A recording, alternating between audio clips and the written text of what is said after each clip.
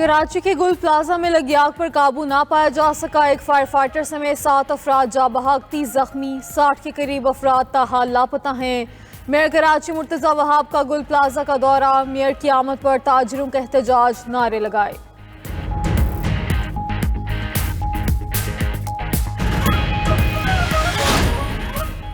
وزیراعظم شہباز شریف کا وزیر اعلیٰ سندھ سے رابطہ، گل پلازا سانحے پر افسوس کا اظہار، وزیراعظم کی جانب سے وزیر اعلیٰ کو مکمل تعاون کی پیشکش۔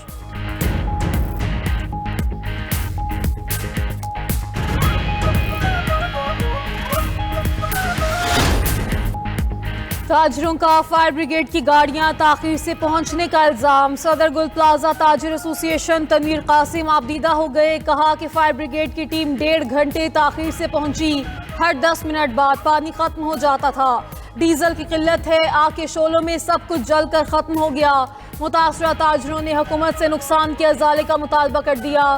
صدر تاجر اتحاد کراچی عتیق میر نے 92 نیوز سے خصوصی گفتگو میں کہا کہ کراچی کا دوسرا بڑا سانحہ ہے، یہ بہت بڑا نقصان ہے، 3 ارب روپے سے زیادہ کا مال جل چکا، ہر دکان میں 25 سے 30 لاکھ روپے کا مال موجود تھا، متاثرہ تاجروں کے لیے 3 ارب سے 5 ارب روپے کی گرانٹ جاری ہونی چاہیے۔ ادھر کراچی تاجر برادری کا کل یوم سوگ منانے کا اعلان۔ کراچی میں متاثرہ گل پلازا کے باہر لوگوں کو اپنے پیاروں کی تلاش، جاں بحق اور لاپتہ افراد کے اہل خانہ غم سے نڈھال، کسی کو اپنی ماں، کسی کو بیٹے کی تلاش۔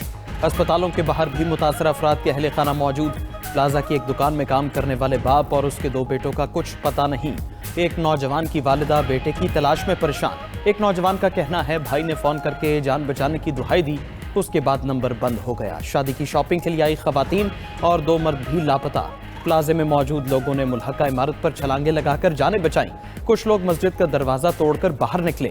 آگ بجھانے کے دوران جاں بحق ہونے والے فائر فائٹر فرقان کی نماز جنازہ ادا، اپوزیشن لیڈر سندھ اسمبلی علی خورشیدی سمیت اہل علاقہ کی بڑی تعداد کی شرکت۔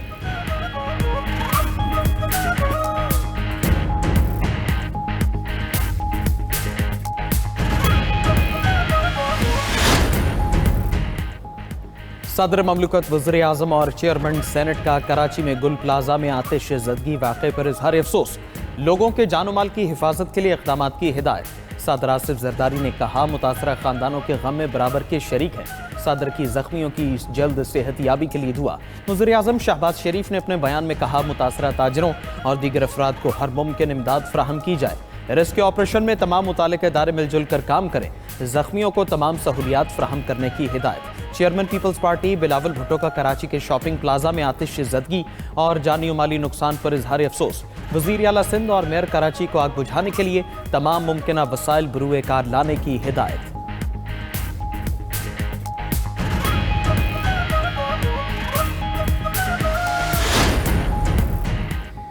امریکی صدر ڈونلڈ ٹرمپ کی پاکستان کو غزہ بورڈ آف پیس میں شمولیت کی دعوت، ترجمان دفتر خارجہ کے مطابق امریکی صدر ڈونلڈ ٹرمپ کی جانب سے وزیر اعظم شہباز شریف کو دعوت ملی، پاکستان غزہ میں امن و سلامتی کے لیے عالمی کوششوں میں بھرپور طور پر شامل رہے گا، پاکستان فلسطین مسئلے کے پائیدار حل کے لیے اقوام متحدہ کی قراردادوں کے مطابق حمایت جاری رکھے گا، غزہ میں دیرپا امن کے قیام کے لیے بین الاقوامی تعاون ناگزیر ہے۔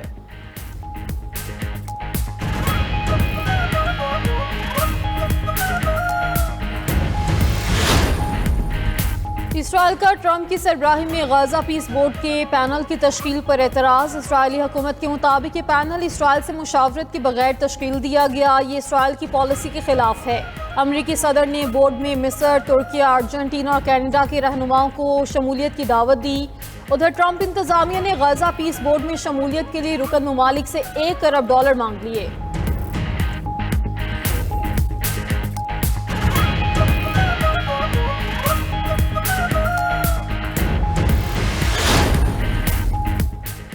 ایرانی سپریم لیڈر نے ایران میں حالیہ بغاوت کا ذمہ دار امریکہ کو قرار دے دیا۔ آیت اللہ خامنائی نے کہا منظم کارروائیوں کا مقصد ایران پر غلبہ پانا تھا، ایران میں جانی و مالی نقصان کے ذمہ دار ٹرمپ ہے۔ ٹرمپ نے براہ راست مداخلت کی اور بغاوت کرنے والوں کو حوصلہ افزائی کی، ہنگاموں کے پیچھے موجود ملکی اور بین الاقوامی مجرموں کو نہیں چھوڑا جائے گا۔ دوسری طرف برطانوی نیوز ایجنسی نے ایرانی حکام کے حوالے سے دعویٰ کیا کہ ایران میں مظاہروں کے دوران 5000 افراد مارے گئے، جہاں بحق افراد میں 500 سیکیورٹی اہلکار بھی شامل تھے۔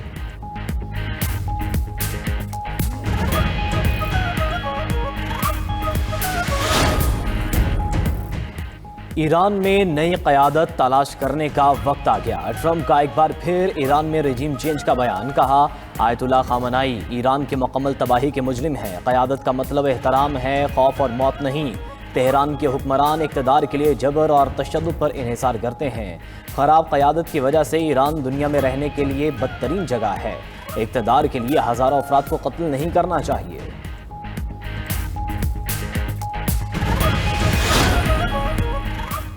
امریکی صدر نے یورپ سے نئی ٹیرف جنگ چھیڑ دی۔ ٹرمپ نے گرین لینڈ تنازع پر یورپی ممالک کو نشانے پر رکھ دیا۔ ڈنمارک، برطانیہ، Germany, France, Sweden, Norway, Finland اور نیدرلینڈز پر 10% اضافی ٹیرف نافذ، وصولی 1 فروری سے ہوگی۔ ٹرمپ کا کہنا ہے کہ 1 جون تک ٹیرف 25% تک بڑھا دیں گے۔ گرین لینڈ کی خریداریاں کنٹرول ہمیں دینے کے معاہدے تک ٹیرف نافذ رہے گا۔ امریکہ 150 سال سے گرین لینڈ لینے کی کوشش کر رہا ہے۔ امریکی صدر کے ٹیرف پر یورپی یونین کا جواب دینے کا فیصلہ، یورپی یونین کا امریکہ کے ساتھ تجارتی معاہدہ معطل کرنے پر غور۔ غیر ملکی میڈیا کے مطابق یورپی پارلیمنٹ آئندہ چند ہفتوں میں اس تجارتی معاہدے کی توثیق کرنے والی تھی۔ ادھر یورپی ممالک کا گرین لینڈ کے معاملے پر ڈنمارک کا ساتھ دینے کا اعلان۔ Finland, France, Germany, Netherlands, Norway, Sweden اور برطانیہ کا مشترکہ بیان جاری، کہا کہ امریکی ٹیرف کے خطرات تعلقات کو نقصان پہنچائیں گے۔ ہم اپنی خود مختاری کو برقرار رکھنے کے لیے پرعزم ہیں۔ گرین لینڈ کے شہریوں نے امریکی دھمکیوں کو مسترد کر دیا۔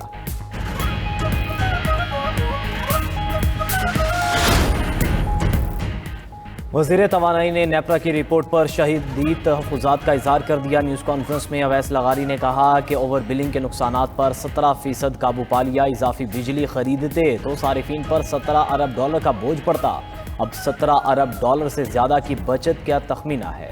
ناکافی اعداد و شمار کی وجہ سے غلط فہمیاں پیدا ہوئیں۔ یہ رپورٹ پاور سیکٹر کے درست منظر نامے کو پیش کرنے میں ناکام رہی ہے۔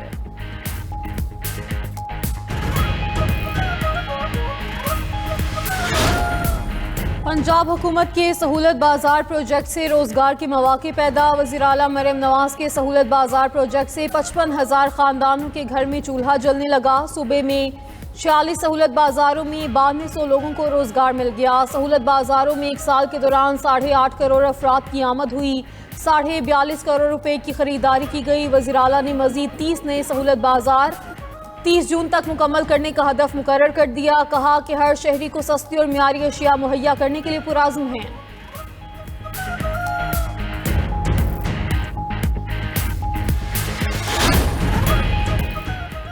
خیبر پختونخوا میں امن و امان کی صورتحال پر وزیر اعلیٰ خیبر پختونخوا کی زیر صدارت جرگہ سہیل آفریدی کا کہنا ہے امن و امان کے لیے اعتماد میں لے کر فیصلے کرنا ہوں گے، ہم کسی بھی ناکام پالیسی کا حصہ نہیں بنیں گے۔ وزیر اعلیٰ خیبر پختونخوا کا باجوڑ آپریشن کے متاثرین کے لیے امدادی رقم 5 لاکھ روپے کرنے کا اعلان۔ سہیل آفریدی کا وفاق سے ضم شدہ اضلاع کے 532 ارب روپے نہ ملنے کا بھی شکوہ۔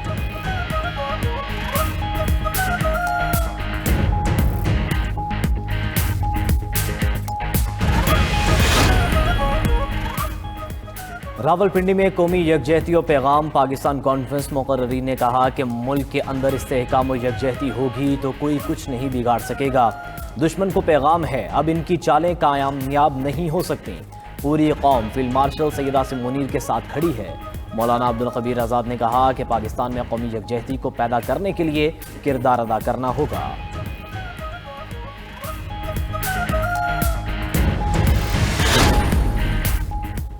وزیر اعلیٰ پنجاب مریم نواز کے صاحبزادے جنید صفدر کی دعوت ولیمہ۔ جاتی عمرہ میں ہونے والی تقریب میں صدر مسلم لیگ نون نواز شریف اور وزیر اعظم شہباز شریف کی شرکت۔ اسحاق ڈار، اعظم نذیر تارڑ، سعد رفیق، مریم اورنگزیب، عظمہ بخاری اور دیگر وفاقی اور صوبائی وزراء بھی شریک ہوئے۔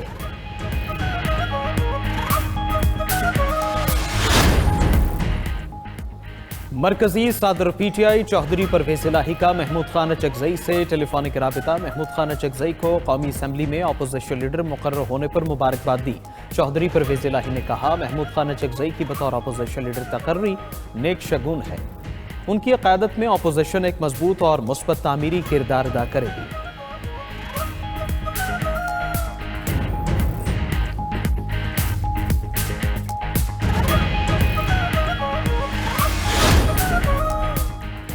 نوبیل انعام علامتی طور پر بھی کسی اور کو منتقل نہیں کیا جا سکتا۔ وینزویلین اپوزیشن لیڈر کی جانب سے اپنا نوبیل امریکی صدر ٹرمپ کو دینے پر نوبیل فاؤنڈیشن کا رد عمل آ گیا۔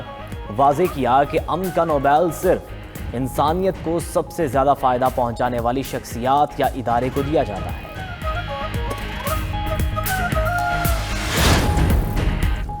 عراقی وزیر خارجہ فواد حسین کی تہران میں ایرانی ہم منصب سے ملاقات، دو طرفہ تعلقات، علاقائی اور بین الاقوامی پیش رفت پر تبادلہ خیال کیا۔ ایرانی وزیر خارجہ عباس عراقچی نے کہا کہ امریکی فوجی دستوں کے الاسد اڈے سے انخلاء سے عراق کی خود مختاری مضبوط ہوگی۔ ایران ہمیشہ مضبوط اور خود مختار عراق کا خواہاں رہا ہے۔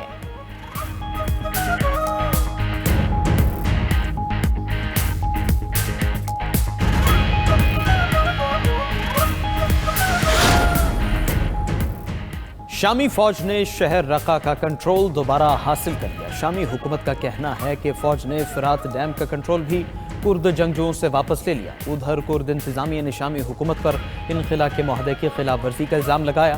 شام میں فوج اور کرد جنگجوؤں کے درمیان جھڑپیں جاری۔ عرب میڈیا کے مطابق شامی صدر، کرد کمانڈر اور امریکی سفیر برائے شام کے درمیان آج ملاقات ہوگی۔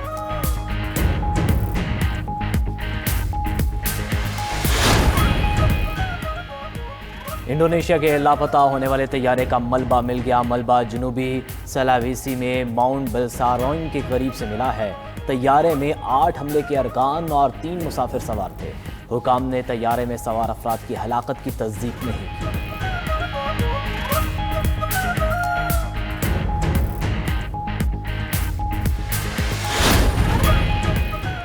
آسٹریا کے پہاڑی علاقے میں برفانی تودہ گرنے سے 5 افراد ہلاک، 2 زخمی ہو گئے۔ مقامی حکام کے مطابق وادی گیسٹین میں برفانی تودہ گرنے سے 4 اسکیئرز ہلاک، 2 زخمی ہوئے۔ چند گھنٹے قبل ایک خاتون قریبی علاقے میں 2200 میٹر کی بلندی پر برفانی تودے کے نیچے دب کر ہلاک ہوئی۔